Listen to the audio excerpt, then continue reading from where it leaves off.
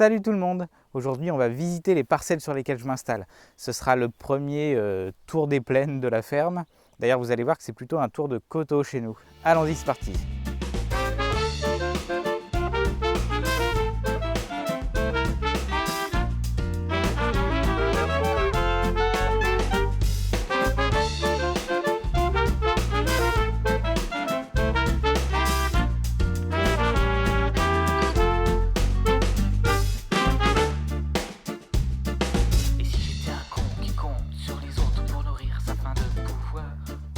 Bon, il faut quand même que je vous raconte un peu l'historique, le contexte de mon installation. Début 2021, j'ai passé du temps avec un ami agriculteur pour lui filer des coups de main, surtout niveau paperasse, pour lui redonner un coup de motivation surtout. Je suis devenu papa à ce moment-là et j'arrivais au bout d'un cycle professionnel et j'avais raté un autre projet qui n'avait pas abouti.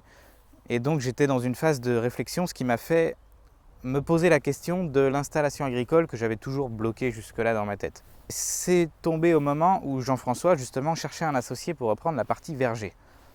Jean-François, lui, venait de passer 3 ou 4 ans à subir des gros dégâts climatiques, avec 2 grêles, avec une grosse neige qui a cassé tous les jeunes arbres, avec un gel qui a détruit 95% de la récolte de l'année dernière. Et donc il était un peu comme ses arbres et comme ses fruits, c'est-à-dire démoli par la grêle et en grosse perte de motivation sur le fruit.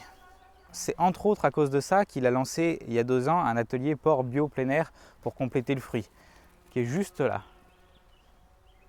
D'ailleurs on fera une vidéo dessus, c'est promis, avec les naissances, avec tout, ça va être super chouette. C'est donc fin 2021, après plusieurs pistes pour reprendre la partie verger pour lui, plusieurs projets envisagés pour moi, que j'ai proposé à Jean-François de racheter son verger. Ce qu'il a donc accepté quelques semaines après.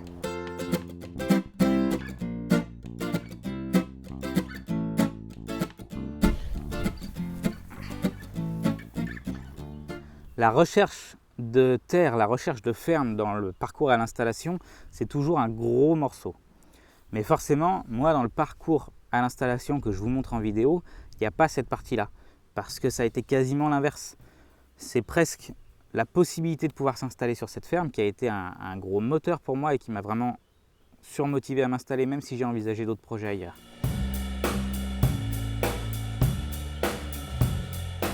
Alors verdict. Les parcelles que je reprends à Jean-François représentent qu'une petite partie de sa ferme et ça fait 5 hectares en tout. Il y a à peu près 2,5 hectares de pommiers, 5000 m² de poiriers, 4000 m² de cerisiers et 2000 m² de coings. Et à côté de ça, il y a 1,5 hectare qui sont aujourd'hui en friche, qui sont d'anciens vergers et que je vais faire dessoucher cette année pour y implanter du maraîchage. Toute la ferme est en bio. Et toute la ferme est 100% en vente directe dans 3 magasins de producteurs dans lesquels je me réassocie du coup en remplacement de Jean-François pour y vendre les fruits et les légumes transformés qui vont sortir de la partie maraîchage.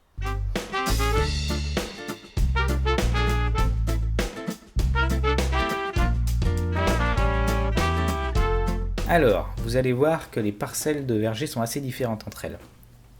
La première qu'on voit ici, c'est une parcelle assez classique. Elle a 11 ans, les arbres sont taillés en axe. C'est prévu que ce soit un peu mon cœur de production.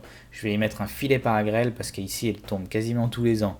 C'est finalement ce qui a amené Jean-François à se séparer du verger, donc en tant que jeune installé, je suis obligé de m'en prémunir. Ici, les variétés, c'est des classiques de la bio en vente directe, surtout Dalinette Gold Rush.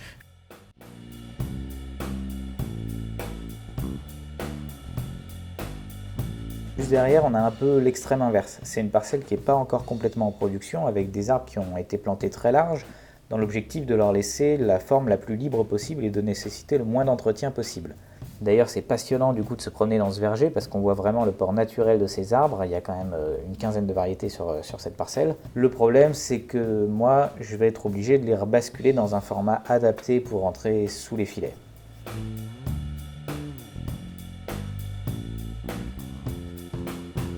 Alors elle, c'est une nouvelle plantation qui a été faite en 2019. Malheureusement pour ces arbres, ils ont très mal démarré leur vie puisqu'ils se sont mangés dès la première année une grosse grêle et une grosse neige précoce qui les a beaucoup abîmés. Il n'y a que 3 variétés ici, il y a Dalinette, Gold Rush et Rubinette. C'est les rangs les plus longs de la ferme, 200 mètres de long. Je mets beaucoup d'espoir sur cette parcelle parce que j'ai la chance d'intervenir dès la formation des arbres, c'est pour ça que elle aussi, je vais lui mettre des filets par grêle.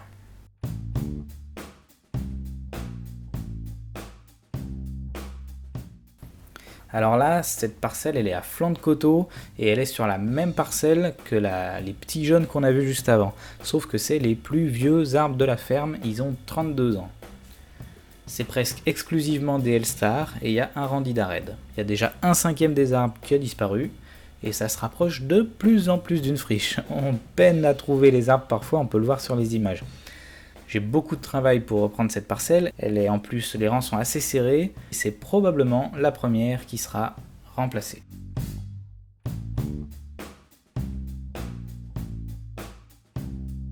La dernière parcelle de pommier, elle n'est pas toute jeune non plus puisqu'elle a 26 ans.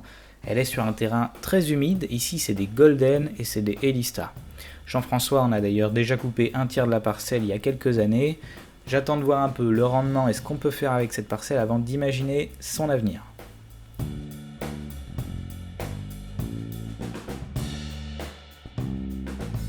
C'est fini pour les pommiers et là c'est des cerisiers qui ont 8 ans. Ils devaient initialement être conduits en palmettes, attachés les uns aux autres. Seulement il n'y a que le premier étage qui a été fait. Du coup j'envisage plutôt d'y remettre un palissage complet et d'en faire ma 3e parcelle sous filet. Ce sera un filet anti-drosophile celui-là, parce que la cerise en bio c'est une vraie galère.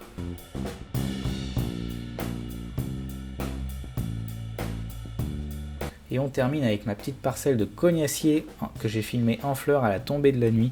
Elle est assez éloignée du reste, elle est complètement de l'autre côté du village en fait. Jean-François qui est un adepte du jus pomme-coin, il avait planté ça surtout dans ce but-là. Et voilà, on a fait le tour des parcelles sur lesquelles je m'installe. C'est les parcelles qui existent déjà, c'est celles qu'il va falloir que j'apprivoise, qu'il va falloir que je modernise un peu. En tout cas que je vais profiler un peu plus à mon image et avec ce que j'ai envie de faire sur la ferme. La ferme ne s'arrête pas là, il y a aussi 1 hectare de friches encore sur lesquelles je vais installer du maraîchage. Mais on verra tout ça dans d'autres vidéos et je vous dis à très bientôt.